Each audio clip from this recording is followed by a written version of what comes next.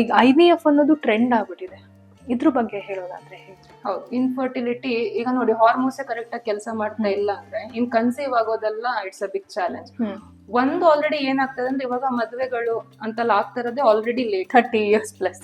ಇದು ನಾವು ತಪ್ಪಂತ ಹೇಳ್ತಾ ಇಲ್ಲ, ಜನರೇಷನ್ ಈಗ ಇರೋದೇ ಹಾಗೆ. ಗಂಡಸರಲ್ಲೂ ಕೂಡ ಇನ್ಫರ್ಟಿಲಿಟಿ ಏನು ಸ್ಪರ್ಮ್ ಕೌಂಟ್ ಕಮ್ಮಿ ಇರೋದು ಅಥವಾ ಸ್ಪರ್ಮ್ ಕ್ವಾಲಿಟಿ ಚೆನ್ನಾಗಿಲ್ದೆ ಇರೋದು ಈ ತರದ್ದು ಇರುತ್ತೆ. ಸೊ ಕನ್ಸೀವ್ ಆಗೋಕ್ಕೂ ಆಗಲ್ಲ because of such things.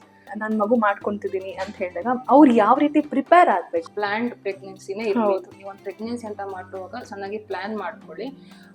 Men ಇರ್ಬೋದು ವಿಮೆನ್ ಇರ್ಬೋದು, ಇಬ್ರು ಕೂಡ ರೆಡಿಯಾಗಿ ಇರ್ಬೇಕು. ಥೈರಾಯ್ಡ್ ಏನಾದ್ರು ಹೈಪೋಥೈರಾಯ್ಡಿಸಮ್ ಈ ತರ ಎಲ್ಲ ಇದ್ರೆ ವೇಟ್ ಗೇನ್ ಆಗುತ್ತೆ. ಓಕೆ, ಫಸ್ಟ್ ಅವ್ರಿಗೆ ಗೊತ್ತಾಗಲ್ಲ, ಚೆಕ್ ಮಾಡಿದಾಗಲೇ ಗೊತ್ತಾಗೋದು ಥೈರಾಯ್ಡ್ ಇಶ್ಯೂ ಅಲ್ಲ ಇದೆ ಅಂತ. ಎಲ್ಲರಿಗೂ ನಮಸ್ತೆ, ಸಂಜೀವಾಣಿಗೆ ಸ್ವಾಗತ. ನಾನು ಮಮತಾ ಶ್ರೀ ಐನಾಪುರ್. ಇತ್ತೀಚಿನ ನಮ್ಮ ಲೈಫ್ ಸ್ಟೈಲಲ್ಲಿ ಹೆಲ್ದಿ ಲೈಫ್ ಯಾವುದು, ಯಾವ ಫುಡ್ ತಿನ್ನಬೇಕು, ಯಾವ ಫುಡ್ ತಿನ್ನಬಾರ್ದು, ಏನೇ ತಿಂದರೂ ತಪ್ಪು ಅಂತ ಹೇಳ್ತಾರಲ್ಲ. ಹಾಗಾದ್ರೆ ಯಾವುದು ನಿಜವಾದ ಫುಡ್ಡು, ನಮ್ಮ ಬಾಡಿಗೆ ನ್ಯೂಟ್ರಿಷನ್ ಕೊಡುವಂಥ ಫುಡ್ ಯಾವುದು ಅನ್ನೋದ್ರ ಬಗ್ಗೆ ಎಲ್ಲರಲ್ಲೂ ಗೊಂದಲ ಇದೆ. ಇದ್ರ ಬಗ್ಗೆ ನಮಗೆ ತಿಳಿಸ್ಕೊಡಕ್ಕಂತ ಹೇಳಿ ನಾರಾಯಣ ನೇತ್ರಾಲಯದ ಖ್ಯಾತ ಆಹಾರ ತಜ್ಞೆಯಾದಂತಹ ಶೈಲಶ್ರೀ ಅವರು ನಮ್ಮ ಜೊತೆ ಇದ್ದಾರೆ. ಬನ್ನಿ ಅವ್ರನ್ನ ಸ್ವಾಗತಿಸೋಣ. ಹಾಗೆ ಯಾವುದು ನಮ್ಮ ದೇಹಕ್ಕೆ ಬೇಕು ಬೇಡ ಅದ್ರ ಬಗ್ಗೆ ತಿಳ್ಕೊಳ್ಳೋಣ. ಮೇಡಮ್ ನಮಸ್ತೆ. ನಮಸ್ತೆ. ಇತ್ತೀಚಿನ ದಿನಗಳಲ್ಲಿ ಯಾವ ನ್ಯೂಟ್ರಿಷನ್ ಫುಡ್ ನಮ್ಮ ದೇಹಕ್ಕೆ ಬೇಕು, ಯಾವ್ದು ಒಳ್ಳೇದು, ಯಾವ್ದು ಕೆಟ್ಟದ್ದು ಅನ್ನೋದು ಯಾರಿಗೂ ಐಡಿಯಾನೇ ಇಲ್ಲ. ಯಾಕಂದ್ರೆ ವೆಜಿಟೇಬಲ್ಸ್ ತಿನ್ನೋಣ, ಇವಾಗ ತಾನೇ ಬಂತು, ಅದರಲ್ಲೂ ಕೂಡ ಕೆಮಿಕಲ್ಸ್ ಮಿಕ್ಸ್ ಆಗುತ್ತೆ. ಮೀಟ್ ತಿನ್ನೋಣ, ಅದರಲ್ಲೂ ಕೂಡ ಕೆಮಿಕಲ್ಸ್ ಮಿಕ್ಸ್ ಆಗುತ್ತೆ. ಯಾವ ಫುಡ್ ಒಳ್ಳೇದು? ಸೊ ಯೂಶಲಿ ಈ ಫುಡ್ ಅಂತ ತಗೊಳ್ಳೋಕ್ಕಿಂತ ನ್ಯೂಟ್ರಿಯೆಂಟ್ಸ್ ಅಂತ ತಗೋಬೇಕಾಗತ್ತೆ. ಯಾಕಂದ್ರೆ ಇತ್ತೀಚೆಗೆ ಏನಾಗ್ತಾ ಇದೆ, ಸೋಷಿಯಲ್ ಮೀಡಿಯಾ ಇದರಿಂದೆಲ್ಲ ಏನಾಗ್ತದೆ, ತುಂಬಾ ಫಿಯರ್ ಮಾಂಗರಿಂಗ್ ಆಗ್ತಾ ಇದೆ ಜನರಲ್ಲಿ. ಸೊ ಈ ತರ ಫುಡ್ ತಿನ್ಲೇಬಾರ್ದು, ಇದು ತಿಂದ್ರೆ ಹಿಂಗಾಗತ್ತೆ, ಅಂಡ್ ಈ ಫುಡ್ ಒಂದು ಸೂಪರ್ ಫುಡ್ ಅಂತ ಕನ್ಸಿಡರ್ ಮಾಡ್ಕೊಂಡ್ಬಿಟ್ಟು ಈ ಫುಡ್ ಅಂತ ತಿಂದ್ರೆ ನಿಮ್ಗೆ ಓವರ್ ಆಲ್ ಎಲ್ಲಾ ತರ ಡಿಸಾರ್ಡರ್ಸ್ ಫಿಕ್ಸ್ ಆಗ್ಬಿಡುತ್ತೆ. ಸೊ ಈ ತರ ತುಂಬಾ ಇದು ಏನಾಗುತ್ತೆ, ಮಿಸ್ಇನ್ಫಾರ್ಮೇಶನ್ ಸ್ಪ್ರೆಡ್ ಆಗ್ತಾ ಇದೆ. ಸೊ ಯೂಶಲಿ ನಾವು ಡಯಟಿಷಿಯನ್ಸ್ ಅಂತ ಬಂದಾಗ ನಾವೇನ್ ಹೇಳ್ತೀವಿ ಅಂದ್ರೆ ಕರೆಕ್ಟ್ ಆಗಿ ಒಂದು ಗೈಡೆನ್ಸ್ ಕೊಡೋದು. ಯಾವುದೇ ತರ ಒಂದು ಎವಿಡೆನ್ಸ್ ಕೊಟ್ಟಾಗ ಸೈಂಟಿಫಿಕಲಿ ಅದು ಬ್ಯಾಕ್ಡ್ ಅಪ್ ಆಗಿರ್ಬೇಕು. ಯೂಶಲಿ ನಾನ್ ಹೇಳೋದೇನು ಅಂದ್ರೆ ಬ್ಯಾಲೆನ್ಸ್ ಡಯಟ್ ನ ಯಾವಾಗ್ಲೂ ಫಾಲೋ ಮಾಡಿ. ಬ್ಯಾಲೆನ್ಸ್ ಡಯಟ್ ಅಂದ್ರೆ ಯಾವ ಒಂದು ಡಯಟ್ ಅಂದ್ರೆ ನಿಮ್ಮ ಓವರ್ ಆಲ್ ಆಹಾರ ಪದ್ಧತಿಯಿಂದ ನಿಮ್ಮ ಬಾಡಿಗೆ ಎಲ್ಲಾ ತರ ನ್ಯೂಟ್ರಿಯೆಂಟ್ಸ್ ಸಿಗುತ್ತೆ. ಈಗ ಕಾರ್ಬೋಹೈಡ್ರೇಟ್ಸ್, ಫ್ಯಾಟ್ಸ್, ಪ್ರೋಟೀನ್ಸ್ ಅಂದ್ರೆ ಮ್ಯಾಕ್ರೋ ನ್ಯೂಟ್ರಿಯೆಂಟ್ಸ್, ವಿಟಮಿನ್ಸ್ ಮತ್ತೆ ಮಿನರಲ್ಸ್ ಅಂದ್ರೆ ಮೈಕ್ರೋ ನ್ಯೂಟ್ರಿಯೆಂಟ್ಸ್. ಈ ಎಲ್ಲಾ ತರದ ನ್ಯೂಟ್ರಿಯೆಂಟ್ಸ್ ಬಾಡಿಗೆ ಸಿಗೋವಂತ ಒಂದು ಡಯಟ್ ಬ್ಯಾಲೆನ್ಸ್ ಡಯಟ್. ಸೊ ಇದು ಎಲ್ಲದೂ ಕೂಡ ನಮ್ಮ ಬಾಡಿಗೆ ಸಿಗೋವಂತ, ಅಂದ್ರೆ ಇದು ಎಲ್ಲದ್ರಿಂದ ಕೂಡ ಫಂಕ್ಷನ್ ಇದೆ. ಕಾರ್ಬ್ಸ್ ಅಂತ ಬಂದಾಗ ಎನರ್ಜಿ ಕೊಡುತ್ತೆ, ಪ್ರೋಟೀನ್ ಅಂದ್ರೆ ಮಸಲ್ ಬಿಲ್ಡ್ ಮಾಡುತ್ತೆ, ಮತ್ತೆ ಈ ಮೈಕ್ರೋ ನ್ಯೂಟ್ರಿಯೆಂಟ್ಸ್ ವಿಟಮಿನ್ಸ್ ಮಿನರಲ್ಸ್ ಎಲ್ಲ ರೆಗ್ಯುಲೇಟರಿ ಫಂಕ್ಷನ್ಸ್, ವಿಷನ್ ಇರ್ಬೋದು, ಬೇರೆ ಬೇರೆ ತರ ಫಂಕ್ಷನ್ಸ್ ಗೆ ಹೆಲ್ಪ್ ಮಾಡುತ್ತೆ. ಸೊ ಎಲ್ಲ ಬಾಡಿ ಫಂಕ್ಷನ್ ಕರೆಕ್ಟ್ ಆಗಿ ಆಗ್ಬೇಕು ಅಂದ್ರೆ ಸೊ ನಮ್ಮ ಒಂದು RDA ಗೆ ತಕ್ಕಂತೆ, ಡಯಟ್ರಿ ಅಲೋವೆನ್ಸ್ ತಕ್ಕಂತೆ ಎಲ್ಲಾ ತರ ಇರೋ ಪೋಷಕಾಂಶಗಳಿರುವಂತ ಫುಡ್ ನ ನಾವು ತಗೋಬೇಕಾಗತ್ತೆ. ಸೊ ಇದರಿಂದ ನಮ್ಮ ಒಂದು ಆಹಾರ ಪದ್ಧತಿನ ನಾವು ರೂಪಿಸ್ಕೋಬೇಕು, ಫಾಲೋ ಮಾಡ್ಕೋಬೇಕು. ಅಂದ್ರೆ ಇವಾಗ ನಾರ್ಮಲ್ ಜನಗಳಿಗೆ ಇಷ್ಟೇ ಕಾರ್ಬ್ಸ್ ತಗೋಬೇಕು, ಇಷ್ಟೇ ಪ್ರೋಟೀನ್ಸ್ ತಗೊಳ್ಬೇಕು ಅಂತ ಗೊತ್ತಿರಲ್ಲ. ಅದಕ್ಕೆ ನಾವು ಒಂದು ಬಿಟ್ ಬೈ ಬಿಟ್ ತರ ಹೋಗೋಣ. ಇಫ್ ಇನ್ ಕೇಸ್ ಒಬ್ಬ ವ್ಯಕ್ತಿ ವೆಯ್ಟ್ ಗೇನ್ ಮಾಡ್ಕೊಳ್ಬೇಕು, ವೆಯ್ಟ್ ನಿನ್ನ ಹೆಚ್ಚು ಮಾಡ್ಕೊಳ್ಬೇಕು ಅಂತ ಇರುವಂತಹ ವ್ಯಕ್ತಿ ಯಾವ ರೀತಿಯ ಫುಡ್ ತಗೊಂಡ್ರೆ ಒಳ್ಳೇದು, ಯಾವ ರೀತಿಯ ಫುಡ್ ತಗೋಬಾರ್ದು? ಓಕೆ, ಇಲ್ಲಿ ಕೂಡ ನಾನು ಹೇಳೋದೇನು ಅಂದ್ರೆ ಇಲ್ಲಿ ಮೇನ್ ನಾವು ಫುಡ್ ಅಂತ ಬರಲ್ಲ. ಫಾರ್ ಎಕ್ಸಾಂಪಲ್ ಇವಾಗ ಒಂದು ಬನಾನಾ ಅಂತ ತಗೊಂಡಾಗ ನೀವು ನೋಡ್ದಂಗೆ ವೆಯ್ಟ್ ಗೇನ್ ಅಲ್ಲಿ ಕೂಡ ನಾವು ಬನಾನಾ ಸಜೆಸ್ಟ್ ಮಾಡ್ತೀವಿ, ವೆಯ್ಟ್ ಲಾಸ್ ಅಲ್ಲಿ ಕೂಡ ಸಜೆಸ್ಟ್ ಮಾಡ್ತೀವಿ. ಹೆಚ್ಚಿನವ್ರಿಗೆ ಕನ್ಫ್ಯೂಷನ್ ಇರುತ್ತೆ, ಅವ್ರು ಇದೇ ಕೇಳ್ತಾರೆ, ಮ್ಯಾಮ್ ನಟ್ಸ್ ತಿನ್ಬಾರ್ದಲ್ವಾ, ವೆಯ್ಟ್ ಗೇನ್ ಆಗತ್ತಲ್ವಾ, ಬನಾನಾ ತಿನ್ಬಾರ್ದಲ್ವಾ, ವೆಯ್ಟ್ ಲಾಸ್ ಆಗತ್ತಲ್ವಾ, ಈ ತರ ತುಂಬಾ ಕ್ವಶನ್ಸ್ ಬರುತ್ತೆ. ಸೊ ಯೂಶಲಿ ಸೈಂಟಿಫಿಕಲಿ ಏನು ಅಂದ್ರೆ ವೆಯ್ಟ್ ಲಾಸ್ ಅಥವಾ ವೆಯ್ಟ್ ಗೇನ್ ಅಂದ್ರೆ ನಿಮ್ಮ ಓವರ್ ಆಲ್ ಕ್ಯಾಲರಿ ಕನ್ಸಂಪ್ಷನ್ ಮೇಲೆ ಡಿಪೆಂಡ್ ಆಗುತ್ತೆ. ದಿನದಲ್ಲಿ ನೀವು ಎಷ್ಟು ಕ್ಯಾಲರೀಸ್ ತಿಂತೀರಾ. ಫಾರ್ ಎಕ್ಸಾಂಪಲ್ ನಾನು ಈಗ 2000 ಕ್ಯಾಲರೀಸ್ ತಿಂತೀನಿ ಪರ್ ಡೇ. ಸೊ ನಾನು ಅದಕ್ಕಿಂತ ಜಾಸ್ತಿ ಕ್ಯಾಲರೀಸ್ ನ ಬರ್ನ್ ಮಾಡ್ಬೇಕಾಗತ್ತೆ. ಸೊ ಆತರ ಬರ್ನ್ ಮಾಡಿದಾಗ ವೆಯ್ಟ್ ಲಾಸ್ ಆಗೋದು. ಸೊ ಫಿಸಿಕಲ್ ಆಕ್ಟಿವಿಟಿ, ನೀವು ಜಿಮ್ಗೆಲ್ಲ ಹೋಗಿ ಎಕ್ಸರ್ಸೈಸ್ ಮಾಡ್ತೀರಂದ್ರೆ ಮಾಡ್ಬೋದು, ಈ ತರ ನೀವು ಬರ್ನ್ ಮಾಡ್ಬೇಕು. ಅದೇ ನಾವು ಜಾಸ್ತಿ ಕ್ಯಾಲರೀಸ್ ತಿಂತಾ ಇದೀವಿ, ಏನೋ ಬರ್ನೇ ಮಾಡ್ತಾ ಇಲ್ಲ, ಏನು ನಾವು ಯೂಸ್ ಮಾಡೋದು ಕ್ಯಾಲರೀಸ್ ಕಮ್ಮಿ ಆದಾಗ ಎಲ್ಲದೂ ಕೂಡ ಏನಾಗುತ್ತೆ ವೆಯ್ಟ್ ಗೇನಿಗೆ ಹೊರಟೋಗುತ್ತೆ.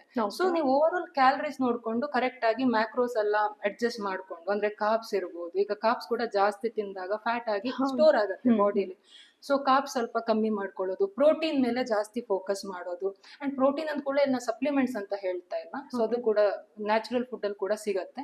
ಅಟ್ ದ ಸೇಮ್ ಟೈಮ್ ಜಾಸ್ತಿ ಕ್ಯಾಲರೀಸ್ ಮತ್ತೆ ಸ್ವಲ್ಪ ಈ ಕ್ಯಾಲರಿ ಡೆನ್ಸ್ ಫುಡ್ ಅಂತ ಹೇಳ್ತೀವಿ. ಕೆಲವು ಫುಡ್ ಹೈ ಕ್ಯಾಲರೀಸ್ ಇರುತ್ತೆ, ಈಗ ನಟ್ಸ್ ಇರ್ಬೋದು, ಸೀಡ್ಸ್ ಇರ್ಬೋದು. ನಾನ್ ವೆಜ್ ಅಂತ ತಕೊಂಡ್ರೆ ಪ್ರೋಟೀನ್ ಎಲ್ಲ ಚೆನ್ನಾಗಿರುತ್ತೆ. ಸೊ ಕ್ಯಾಲರಿ ಡೆನ್ಸ್ ಇರುವಂತ ಫುಡ್ ನ ನೀವು ಜಾಸ್ತಿ ಆಡ್ ಮಾಡ್ಕೊಳ್ಳಿ, ಬಟ್ ಓವರ್ ಆಲ್ ಕ್ಯಾಲರಿ ಜಾಸ್ತಿ ಆಗ್ಬೇಕು. ಈ ಡಯಟ್ ಅಲ್ಲಿ ನೀವು ಯಾವ್ದೇ ತರ ಫುಡ್ ಬೇಕಾದ್ರೂ ಸಜೆಸ್ಟ್ ಮಾಡ್ಕೋಬಹುದು, ಅಂದ್ರೆ ಇನ್ಕ್ಲೂಡ್ ಮಾಡ್ಕೋಬಹುದು. ನಾನ್ ವೆಜ್ ಇರ್ಬೋದು, ವೆಜಿಟೇರಿಯನ್ಸ್, ಈವನ್ ನೀವು ವೆಜ್ ಡಯಟ್ ಇಂದ ಅವ್ರ ಈವನ್ ವೀಗನ್ ಡಯಟ್ ಇಂದ ಕೂಡ ನೀವು ವೆಯ್ಟ್ ಗೇನ್ ಮಾಡ್ಕೋಬಹುದು. ಯಾವ್ಯಾವ ರೀತಿ ಫುಡ್ ತಗೊಂಡ್ರೆ ಒಳ್ಳೇದು, ಯಾವ್ಯಾವ ರೀತಿ ಫುಡ್ ತಗೊಂಡ್ರೆ ವೆಯ್ಟ್ ಗೇನ್ ಆಗುತ್ತೆ? ಈಗ ಗ್ರೈನ್ಸ್ ಅಲ್ಲಿ ಅಂತ ತಗೊಂಡಾಗ ಗ್ರೈನ್ ಕ್ಯಾಟಗರಿಲಿ ರೈಸ್ ಆದ್ರೂ ತಗೋಬಹುದು, ಚಪಾತಿ ಆದ್ರೂ ಓಕೆ, ಯಾವ್ದೇ ತರ ಈಗ ಜೋಳ ಇರ್ಬೋದು, ರಾಗಿ ಇರ್ಬೋದು.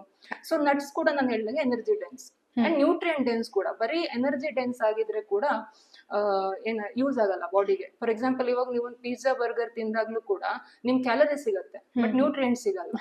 ಸೊ ಈ ಡಿಫರೆನ್ಸ್ ಏನು ಅಂದ್ರೆ ಒಂದ್ ಬನಾನಾ ತಗೊಂಡಾಗ ನಿಮ್ಗೆ ಅದರಲ್ಲಿ ನ್ಯೂಟ್ರಿಯೆಂಟ್ಸ್ ಕೂಡ ಸಿಗುತ್ತೆ, ಪೊಟ್ಯಾಷಿಯಂ ಇರ್ಬೋದು ಈ ತರ.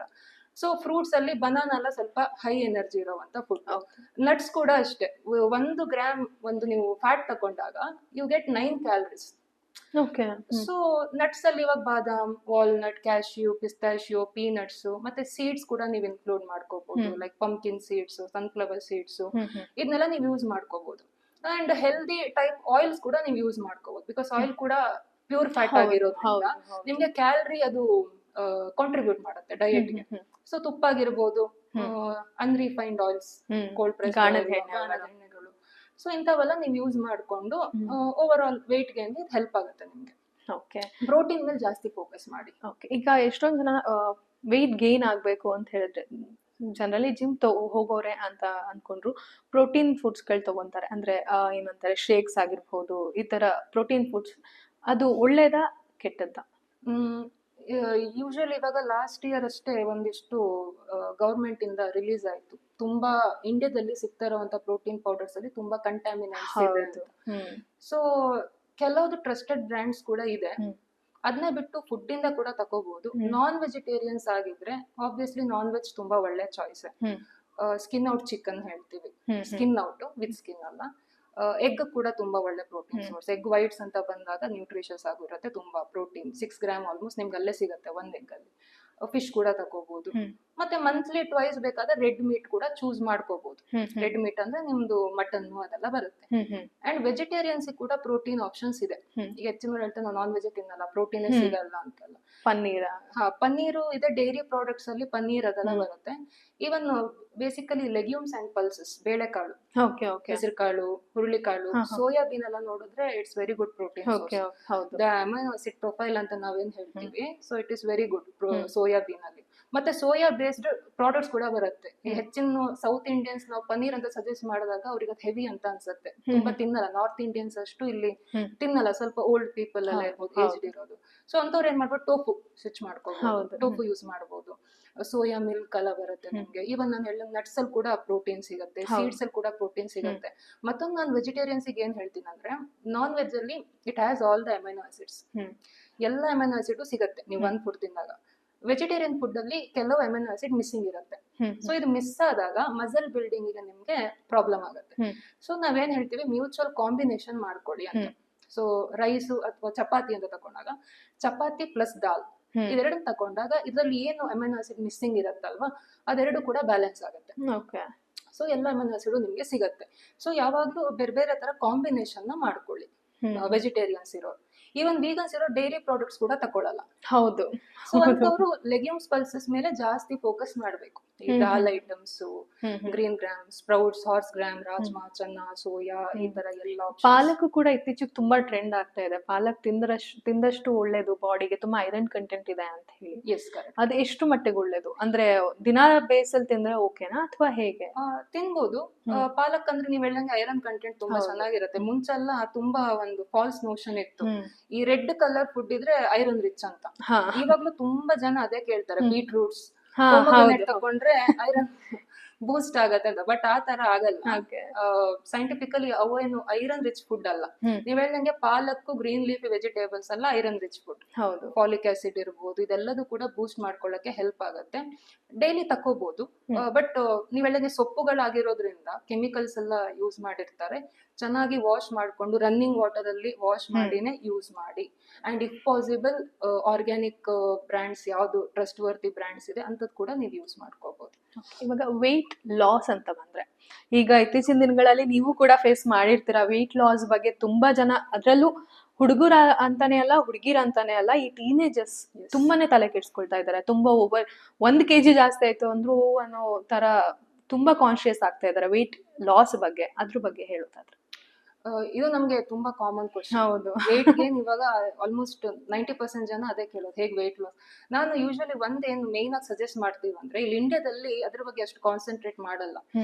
ವೇಟ್ ಕಿಂತನೂ ಬಾಡಿ ವೇಟ್ ಗಿಂತ body composition, that is very important. ಇವಾಗ ಬರೀ ಬಾಡಿ ವೇಟ್ ನೋಡೋದು it's a vague way, outdated practice. ಇವಾಗ ಬರೀ ವೇಟ್ ನೋಡೋದ್ರಿಂದ ನಿಮ್ಗೆ ಬಾಡಿ ಕಾಂಪೋಸಿಷನ್ ಗೊತ್ತಾಗಲ್ಲ.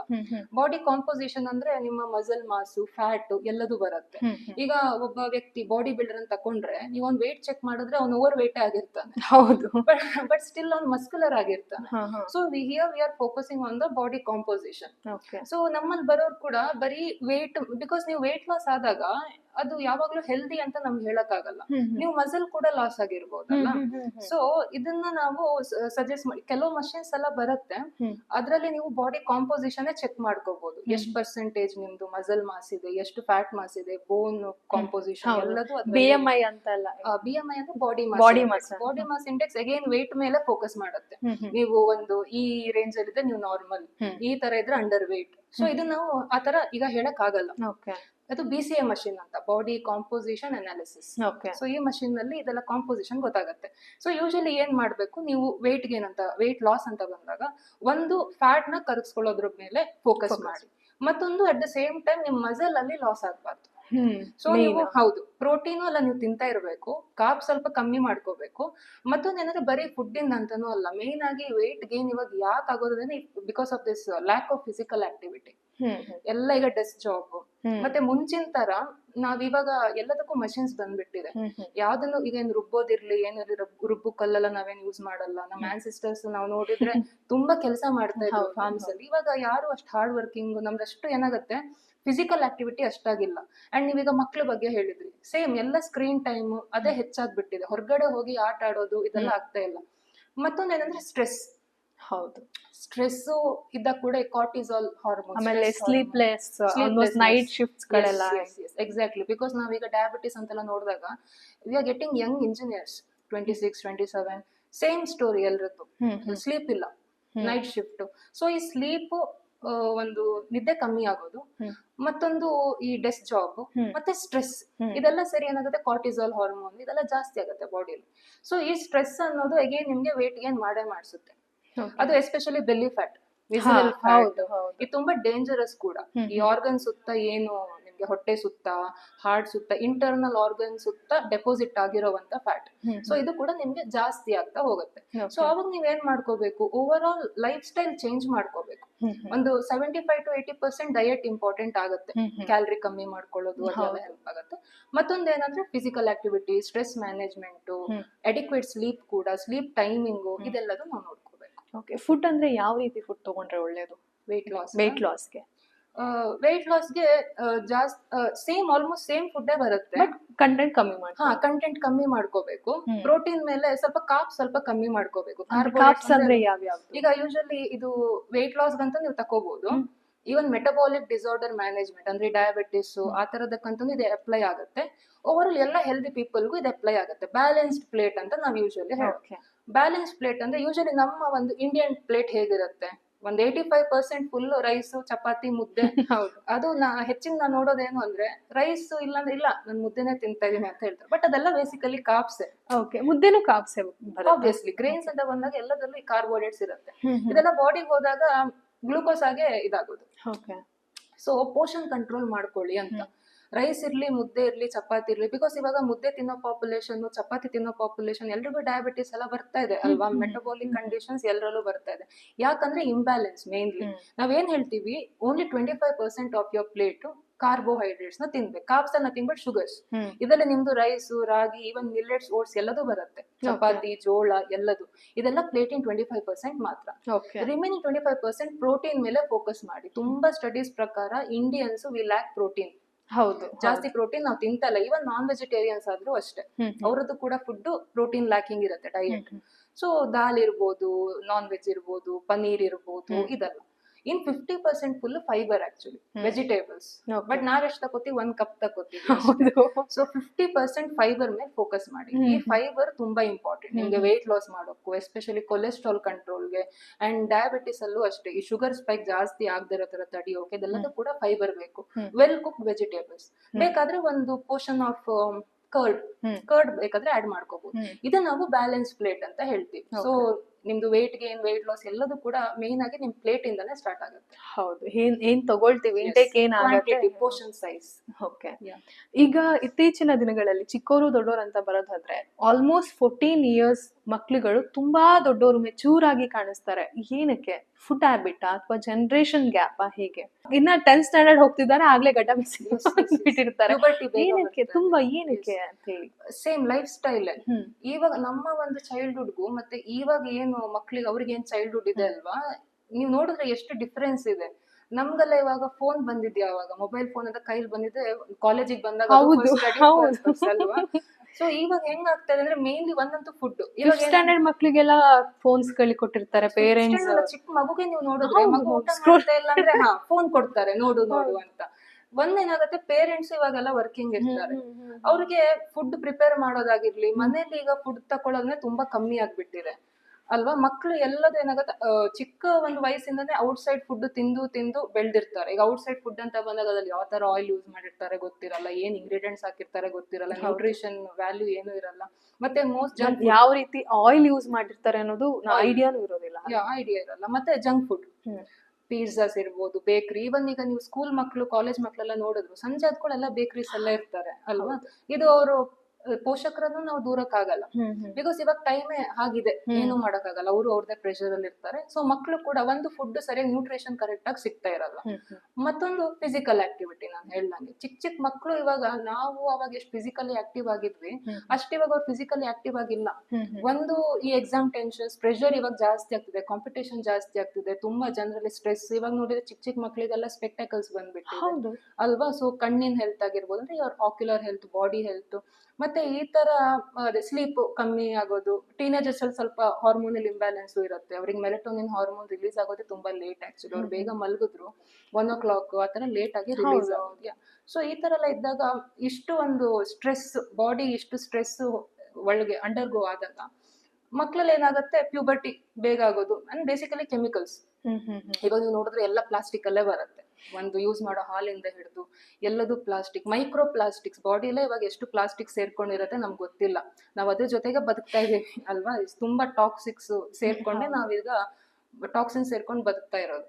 ಸೊ ಈ ತರ ಎಲ್ಲ ಇದ್ದಾಗ ಪ್ಯೂಬರ್ಟಿ ಬೇಗ ಆಗೋದು, ಹಾರ್ಮೋನಲ್ ಇಂಬ್ಯಾಲೆನ್ಸ್, PCOD, PCOS ಈ ತರದ್ದೆಲ್ಲ ಲೇಡೀಸ್ ಅಲ್ಲೂ ಜಾಸ್ತಿ ಆಗ್ತಿದೆ. And both boys and girls ಇಬ್ರಲ್ಲೂ ಜಾಸ್ತಿ ಆಗ್ತಿದೆ because of life style, unhealthy life style. 6th standard ಮಕ್ಳು ಇರ್ತಾರೆ, ಹೆಣ್ಮಕ್ಳುಗಳು ಆಗ್ಲೇ ಮೆಚೂರ್ ಆಗ್ಬಿಟ್ಟಿರ್ತಾರೆ. 5th ಸ್ಟ್ಯಾಂಡರ್ಡ್, ನಾನು ಈಗ ರೀಸೆಂಟ್ ಆಗಿ 4th ಸ್ಟ್ಯಾಂಡರ್ಡ್ ಹುಡುಗಿ ಮೆಚೂರ್ ಆಗಿರೋದು ಕೇಳಿದೀನಿ. ಏನಕ್ಕೆ? ಇದ್ರ ಈ ರೀಸನ್ ಏನು? ಇದು ಸೇಮ್ ಏನಾ? ಸೇಮ್ ಅಂದ್ರೆ ಅದೇ ಓವರ್ ಎಕ್ಸ್ಪೋಜರ್, ಈ ಜಂಕ್ ಫುಡ್, ನ್ಯೂಟ್ರಿಷನ್ ಸರಿಯಾಗಿ ಬಾಡಿಗೆ ಸಿಗ್ತಾ ಇರಲ್ಲ. ಮತ್ತೆ ಮತ್ತೊಂದೇನು ಅಂದ್ರೆ ಇವಾಗ ಟೀನೇಜರ್ಸ್ ಅಂತೆಲ್ಲ ಬಂದಾಗ ಆ ಏಜ್ ಅಲ್ಲಿ ಯೂಶಲಿ ಹಾರ್ಮೋನ್ ಇಂಬ್ಯಾಲೆನ್ಸ್ ಇರುತ್ತೆ. ಏನೋ ಸ್ವಲ್ಪ ವೇಟ್ ಗೇನ್ ಆಗೋದು ಅಥವಾ ಮುಖದಲ್ಲಿ ಪಿಂಪಲ್ಸ್ ಬರೋದು, ಮೊಡವೆ ಆಗೋದು. ಅವಾಗ ಏನಾಗುತ್ತೆ, ಹುಡುಗಿರ್ ಅಂತ ಬಂದಾಗ ಎಸ್ಪೆಷಲಿ ಹುಡುಗಿರ ತುಂಬಾ ಕಾನ್ಶಿಯಸ್ ಆಗ್ಬಿಡ್ತಾರೆ. ಅವಾಗ ಏನಾಗುತ್ತೆ, ಇವ್ರು ಫಸ್ಟ್ ಹೋಗೋದೇ ಸೋಷಿಯಲ್ ಮೀಡಿಯಾ ಇನ್ಫ್ಲೂಯೆನ್ಸರ್ಸ್ ಅಲ್ವಾ. ಯಾರು ಕೂಡ ಪ್ರಾಪರ್ ಡಯಟಿಷಿಯನ್ಸ್ ಹತ್ರ ಆಗಿ, ನ್ಯೂಟ್ರಿಷನಿಸ್ಟ್ ಹತ್ರ ಆಗಿ ಬರಲ್ಲ. ಎಲ್ಲ ಏನು ಈ ನ್ಯೂಟ್ರಿಷನ್ ಕ್ವೇಕ್ಸ್ ಅಂತ ಹೇಳ್ತೀವಿ, ಯಾರೇ ವಿದೌಟ್ ಅ ನ್ಯೂಟ್ರಿಷನ್ ಡಿಗ್ರಿ ಯಾರೆಲ್ಲ ಪ್ರಾಕ್ಟೀಸ್ ಮಾಡ್ತಾರೆ, ಇಟ್ಸ್ ಆಲ್ ಕ್ವಾಕರಿ. ಸೊ ಈ ತರ ಸೋಷಿಯಲ್ ಮೀಡಿಯಾದಲ್ಲಿ ಈಗ ಹೋದ್ರೆ ಏನೇನೋ ರೆಮಿಡೀಸ್ ಬರುತ್ತೆ. ಅದ್ ಹಚ್ಕೊಳ್ಳಿ, ಇದು ಹಚ್ಕೊಳ್ಳಿ, ಅದು ತಿನ್ನಿ, ಇದು ತಿನ್ನಿ. ಸೊ ಈ ತರದೆಲ್ಲ ಮಾಡ್ತಾ ಇರ್ತಾರೆ. ಮತ್ತೆ ವೆಯ್ಟ್ ಲಾಸ್ ಮಾಡ್ಕೋಬೇಕು ಅಂತ ಸೆಲೆಬ್ರಿಟೀಸ್ ನೋಡ್ತಾರೆ, ಅವ್ರ ತರ ಬಾಡಿ ನಂಬಬೇಕು. ಬಟ್ ಇನ್ಫಾರ್ಮೇಶನ್ ಕರೆಕ್ಟ್ ಆಗಿರಲ್ಲ. ಏನ್ ಮಾಡ್ತಾರೆ, ಫುಲ್ ಡಯಟಿಂಗ್ ಅಂದ್ಬಿಟ್ಟು ಊಟ ತಿಂಡಿನ ಬಿಟ್ಬಿಡೋದು, ಬ್ರೇಕ್ಫಾಸ್ಟ್ ಸ್ಕಿಪ್ ಮಾಡೋದು, ಈ ತರದ್ದೆಲ್ಲ ತುಂಬಾ ಮಾಡ್ತಾರೆ. ಈ ತರ ಕೇಸಸ್ ಎಲ್ಲ ಆಗ್ತಾ ಇರುತ್ತೆ. ಸೊ ಇದರಿಂದ ಏನಾಗುತ್ತೆ, ನಿಮ್ ಬಾಡಿಗೆ ಆ ಗ್ರೋಯಿಂಗ್ ಫೇಸ್ ಅಲ್ಲಿ ಆಕ್ಚುಲಿ ನ್ಯೂಟ್ರಿಷನ್ ಬೇಕು. ತುಂಬಾ ಆಕ್ಟಿವ್ ಆಗಿರ್ತಾರೆ, ಸ್ವಲ್ಪ ಗ್ರೋಯಿಂಗ್ ಫೇಸ್ ಅಲ್ವಾ. ಗ್ರೋಯಿಂಗ್ ಅಂತ ಬಂದಾಗ ಮೈಕ್ರೋ ನ್ಯೂಟ್ರಿಯೆಂಟ್ಸ್, ಮ್ಯಾಕ್ರೋ ನ್ಯೂಟ್ರಿಯೆಂಟ್ಸ್ ಎಲ್ಲದೂ ಬಾಡಿಗೆ ಬೇಕು. ಕಾರ್ಬ್ಸು ಬೇಕಾಗತ್ತೆ, ಫ್ಯಾಟ್ಸು ಬೇಕಾಗತ್ತೆ. ಬಟ್ ಇವ್ರು ಆ ಟೈಮಲ್ಲೇ ತಿನ್ನೋದೇ ಬಿಟ್ಬಿಡ್ತಾರೆ. ಮತ್ತೆ ಮನೇಲಿ ಪೋಷಕರು ಹೇಳಿದ್ದು ಕೇಳಲ್ಲ, ಅವ್ರಿಗೂ ಜಾಸ್ತಿ ಟೈಮ್ ಇರಲ್ಲ ನೋಡ್ಕೊಳ್ಳಕ್ಕೆ. ಸೊ ಈ ತರ ಎಲ್ಲ ಆಗ್ಬಿಟ್ಟು ನ್ಯೂಟ್ರಿಷನ್ ಸಿಗ್ತಾ ಇರಲ್ಲ, due to lack of nutrients ಮತ್ತೆ ಸ್ಟ್ರೆಸ್ ಕೂಡ. ಇವಾಗ ನೋಡಿ ಚಿಕ್ಕ ಚಿಕ್ಕ ಮಕ್ಕಳಿಗೆ ತುಂಬಾ ಸ್ಟ್ರೆಸ್ ಇರುತ್ತೆ. ಸಿಲೆಬಸ್ ಎಲ್ಲ ನೀವು ನೋಡಿದ್ರೆ ನಿಮ್ಗೆ ಗೊತ್ತಾಗುತ್ತೆ ಎಷ್ಟು ಓದ್ಕೋಬೇಕು. ಸೊ ಈ ತರ ಸ್ಟ್ರೆಸ್, ಲ್ಯಾಕ್ ಆಫ್ ನ್ಯೂಟ್ರಿಯೆಂಟ್ಸ್ ಮತ್ತೆ ಫಿಸಿಕಲ್ ಆಕ್ಟಿವಿಟಿ ಕೂಡ, ನಾನು ಹೇಳ್ದಂಗೆ ಫಿಸಿಕಲ್ ಆಕ್ಟಿವಿಟಿನೇ ಇಲ್ಲ ಇವಾಗ. ಸೊ ಅದರಿಂದಾಗಿ ನಿಮ್ಗೆ ಪ್ಯೂಬರ್ಟಿ, ಈ ಹಾರ್ಮೋನ್ ಎಲ್ಲ ಡಿಸ್ರಪ್ಟ್ ಆಗುತ್ತೆ. ಹಾರ್ಮೋನ್ ಮೇಲೆ ತುಂಬಾ ಎಫೆಕ್ಟ್ ಆಗುತ್ತೆ ಇವೆಲ್ಲ. ನಾವು ಎಷ್ಟು ಅನ್ಕೊಂಡಿರ್ತೀವಲ್ಲ ಅದಕ್ಕಿಂತ ಜಾಸ್ತಿ ಹಾರ್ಮೋನ್ಸ್ ಬಿಕಾಸ್ ಎಲ್ಲದೂ ಕೂಡ ನಮ್ಮ ಬಾಡಿ ಹಾರ್ಮೋನ್ಸ್ ಇಂದಾನೆ ವರ್ಕ್ ಆಗೋದು. ಎಂಡೋಕ್ರೈನ್ ಗ್ಲ್ಯಾಂಡ್ಸ್ ಕರೆಕ್ಟ್ ಆಗಿರ್ಬೇಕು. ಈಗ ಥೈರಾಯ್ಡ್ ಅಂತ ನೀವು ತಕೊಂಡ್ರೆ, ಇವಾಗ ಥೈರಾಯ್ಡ್ ಏನಾದ್ರು ಹೈಪೋಥೈರಾಯ್ಡಿಸಮ್ ಈ ತರ ಎಲ್ಲ ಇದ್ರೆ ವೇಟ್ ಗೇನ್ ಆಗುತ್ತೆ. ಫಸ್ಟ್ ಅವ್ರಿಗೆ ಗೊತ್ತಾಗಲ್ಲ, ಚೆಕ್ ಮಾಡಿದಾಗ್ಲೇ ಗೊತ್ತಾಗೋದು ಥೈರಾಯ್ಡ್ ಇಶ್ಯೂ ಎಲ್ಲ ಇದೆ ಅಂತ. ಸೊ ಈ ತರ ಹಾರ್ಮೋನ್ ಡಿಸ್ಟ್ರಪ್ಷನ್ ಇಂದ ಕೂಡ ನಿಮ್ಗೆ ವೇಟ್ ಗೇನ್ ಆಗೋದು. ಬಿಕಾಸ್ ಮೆಟಬಲಿಸಮ್ ಸ್ಲೋ ಆಗುತ್ತೆ. ಸ್ಲೋ ಆದಾಗ ನಿಮ್ಗೆ ವೇಟ್ ಗೇನ್ ಫಾಸ್ಟ್ ಆಗುತ್ತೆ, ಬಾಡಿ ಫ್ಯಾಟ್ ಬೇಗ ಬೇಗ ಸ್ಟೋರ್ ಆಗುತ್ತೆ. ಸೊ ಈ ತರ ಪ್ರಾಬ್ಲಮ್ಸ್ ಇಂದ it's all because of hormones. But contribute ಮಾಡ್ತಾ ಇರೋ ಫ್ಯಾಕ್ಟರ್ ಎಲ್ಲ ನಿಮ್ ಡಯಟ್, ಫಿಸಿಕಲ್ ಆಕ್ಟಿವಿಟಿನ ಹೇಳ್ಬೇಕು ಅಂದ್ರೆ. ಸೊ ಯೂಶಲಿ ನಾವ್ ಅದಕ್ಕೆ ಹೇಳೋದು ಮಕ್ಕಳಿಗೆ ಜಾಸ್ತಿ ಪ್ಲೇ ಗ್ರೌಂಡ್ ಅಲ್ಲಿ ಬಿಡಿ, ಏನಾದ್ರೂ ಸ್ಪೋರ್ಟ್ಸ್ ಸೇರಿಸಿ. ಬಟ್ ಇವಾಗ ಅದಿಲ್ವೇ ಇಲ್ಲ. ಎಲ್ಲರೂ ಕೂಡ ಈ ಓದೋದು, ಸ್ಟಡೀಸ್ ಮೇಲೆ ಜಾಸ್ತಿ ಕಾನ್ಸಂಟ್ರೇಟ್ ಮಾಡ್ತಾ ಇದ್ದಾರೆ. So that is the problem. ಮತ್ತೆ ಕೆಲವು ಕೆಮಿಕಲ್ಸ್ ವಿ ಕಾಂಟ್ ಅವಾಯ್ಡ್. ಆಮೇಲೆ ಇನ್ನೊಂದು, ಓಕೆ ಚಿಕ್ಕ ಮಕ್ಳು ಮೆಚೂರ್ ಆಗ್ತಾರೆ, ಓಕೆ, ಬಟ್ ಇನ್ನ ಈ ಸ್ಟ್ಯಾಂಡರ್ಡ್ ಬಂದಿರಲ್ಲ ಆ ಮಕ್ಳಿಗೆ PCOD ಪ್ರಾಬ್ಲಮ್ಸ್ಗಳು ಸ್ಟಾರ್ಟ್ ಆಗಿರ್ತವೆ. ನಾನೇ ನೋಡಿದೀನಿ, ಯಾಕಂದ್ರೆ ನಾನು I am a Bharatanatyam teacher too. ನಮ್ಮ ಸ್ಟೂಡೆಂಟ್ಸ್ಗಳು ಬರೋರ ಹತ್ರನೇ ಇನ್ನ ಇವಾಗ 8th ಸ್ಟ್ಯಾಂಡರ್ಡ್ ಓದ್ತಿರ್ತಾರೆ, ಆಗ್ಲೇನೆ PCOD ಇಲ್ಲ ಮ್ಯಾಮ್ ಅಂದ್ರೆ ಕರೆಕ್ಟ್ ರೆಗ್ಯುಲರ್ ಪೀರಿಯಡ್ಸ್ ಆಗ್ತಾ ಇಲ್ಲ, ಈ ತರ ಡಿಫ್ರೆನ್ಸ್ ಆಗ್ತಾ. ಇದಕ್ಕೆಲ್ಲ ರೀಸನ್ ಏನು? ಹೇಗೆ ಚಿಕ್ಕ ಮಕ್ಳ ಮೇಲೆ ಹಾರ್ಮೋನ್ ಇಂಬ್ಯಾಲೆನ್ಸ್ ಆಗ್ತಿದೆ ಅಂತ ಹೇಳಿ ಅದ್ ಹೇಗ್ ಸಾಧ್ಯ? ಬಿಕಾಸ್ ಈಗ ಸೋ ಮೆನಿ ಕೆಮಿಕಲ್ ಅಲ್ವಾ ಎಕ್ಸ್ಪೋಜರ್ ಆಗ್ತಾ ಇರ್ತೀವಿ ನಾವು, ನಮ್ಗೆ ಗೊತ್ತಿರಲ್ಲ. ಈಗ ಫಾಸ್ಟ್ ಫುಡ್ ಅಂತೆಲ್ಲ ಬಂದಾಗ ಇನ್ಸ್ಟೆಂಟ್ ನೂಡಲ್ಸ್ ಅದೆಲ್ಲ ನೀವು ತಗೊಂಡು ಚಿಕ್ಕ ಮಕ್ಳು ಜಾಸ್ತಿ ತಿಂತಾರೆ. ಅದನ್ನ ರಾಮನ್ ಇರ್ಬೋದು, ಕೊರಿಯನ್ ನೂಡಲ್ಸ್ ಅಂತಲ್ಲ. ಕೆಲವರಿಗೆ ಆಲ್ಸೋ ಆಲು ಜಾಸ್ತಿ ತಿಂತಾರೆ. ಇತ್ತೀಚೆಗೆ ಡೈರಿ ಅಂದ್ರೆ ಆಲೂಗಡ್ಡೆ ಈ ತರದ್ರಲ್ಲಿ ಪ್ರಮಾಣವಂತ ಪ್ರಾಡಕ್ಟ್ಸ್ ಗಳು ತುಂಬಾ ಜನ ಮಕ್ಳುಗಳು ತುಂಬಾ ಇಷ್ಟಪಟ್ಟು ತಿಂತಾರೆ. ಡೀಪ್ ಫ್ರೈಡ್ ಫುಡ್ ಅಲ್ಲಿ ಏನ್ ಆಯಿಲ್ ಯೂಸ್ ಮಾಡೋದು ಅದೆಲ್ಲ ರಿಯೂಸ್ಡ್ ಆಯಿಲ್. ಅದ್ರಲ್ಲಿ ಕೂಡ ನಿಮ್ಗೆ ಏನಾಗುತ್ತೆ, ಮತ್ತೆ ನೀವು ಈ ಚಿಪ್ಸ್ ಅಂತೆಲ್ಲ ತಕೊಂಡಾಗ ಮೋಸ್ಟ್ಲಿ ಪಾಪ್ಯುಲರ್ ಬ್ರಾಂಡೆಡ್ ಚಿಪ್ಸ್ ಹೇಳ್ತಾರೆ, ಇದೆಲ್ಲ ಟ್ರಾನ್ಸ್ ಫ್ಯಾಟ್ಸ್ ಇರುತ್ತೆ,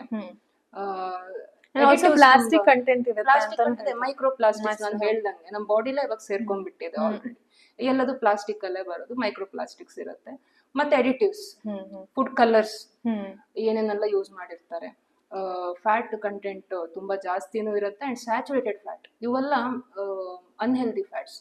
ಹೆಲ್ದಿ ಫ್ಯಾಟ್ಸ್ ಅಲ್ಲ, ಈ ಮ್ಯೂಫಾ ಪ್ಯೂಫಾ ಆ ತರ ಅಲ್ಲ, ಸ್ಯಾಚುರೇಟೆಡ್ ಫ್ಯಾಟ್. ಮತ್ತೆ ಅಡಿಟಿವ್ಸ್, ಫುಡ್ ಕಲರ್ಸ್, ಈ ತರ ತುಂಬಾ ಫುಡ್ ಪ್ರೊಸೆಸ್ ಆಗುವಾಗ ಅದ್ರೊಳಗಡೆ ಹೋಗಿರುತ್ತೆ. ಇದೆಲ್ಲ ನಾವು ತಿಂತಾ ಇದ್ದಾಗ ಇವೆಲ್ಲ ಒಂದೇನಂದ್ರೆ ಕಾರ್ಸಿನೋಜನ್ಸ್ ಕೂಡ.